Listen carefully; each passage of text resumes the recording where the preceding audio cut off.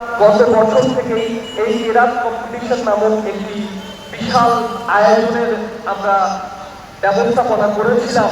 তার জন্য পরিশ্রমটা আরো বেশি কঠিন ছিল, কারণ গত বছর ছিল ফার্স্ট কেরাত কম্পিটিশন আমাদের এই পাড়াতে, এই যোগ্যবিলাতে।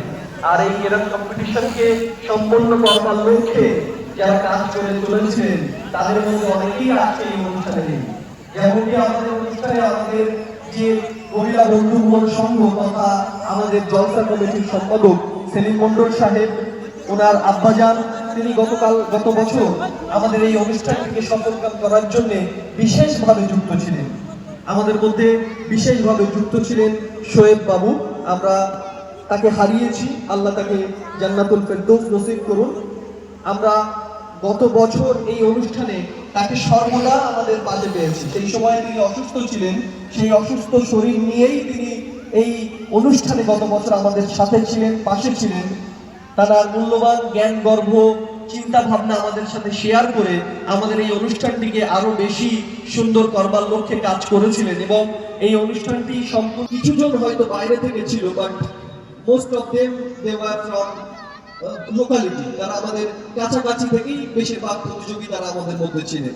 কিন্তু এবার লক্ষ্য করছি যে ভারতবর্ষের বিভিন্ন প্রান্ত থেকে অনেক প্রতিযোগী তারা আসছেন। যেমন আসছেন তামিলনাড়ু থেকে আমাদের মধ্যে আসছেন, আসাম থেকে আমাদের মধ্যে আসছেন, বিভিন্ন প্রান্ত থেকে তারা আমাদের মধ্যে উপস্থিত থাকবেন।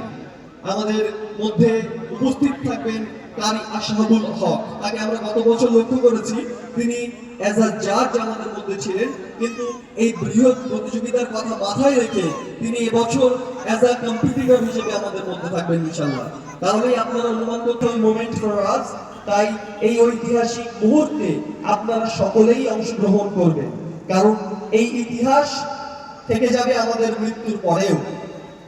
তাই এই ইতিহাসের একটি পাঠ হওয়ার জন্য, এই ইতিহাসের সাথী হওয়ার জন্য আপনারা আমাদের মধ্যে আগামীকাল থাকবেন বলে আমি বিশ্বাস করি। আমাদের মধ্যে আগামীকাল নানান গুণী ব্যক্তিত্ব, তাদেরকে আমন্ত্রণ জানিয়েছি। তারা আমাদের মধ্যে যেমন থাকবেন, তাদের সাথে থাকবেন আপনারা, কারণ এই অনুষ্ঠান আপনাদের হৃদয়কে রাঙিয়ে দেওয়ার অনুষ্ঠান। এই অনুষ্ঠান কোরআনকে ভালোবাসার অনুষ্ঠান। এই অনুষ্ঠান কোরআনের কাছে